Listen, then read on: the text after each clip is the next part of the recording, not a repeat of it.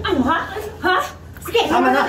Yan! Madam! Yan! Madam! Ano na babawi sa'yo dyan ka? Teka lang! Yan, malunod ka! Yan! Ha? Madam! Ha? Tama na! Huwag ka nga makailang! Eh, gusto ka ba sana?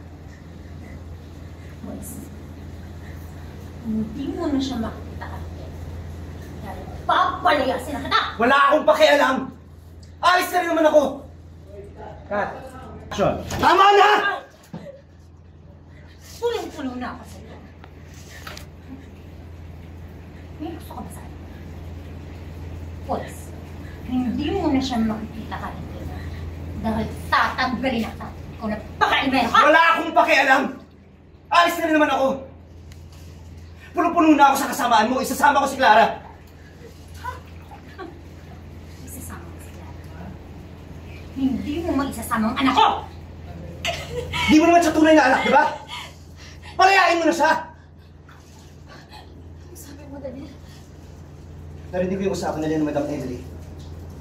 Kayo ang rason kung bakit nasa kulungan yung nanay ni Clara. Di ka ba nakontento? Pati si Clara pinapahirapan mo?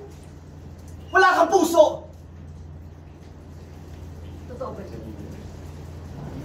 May kahilingan ka ba? I-manifest na yan sa wish ko lang.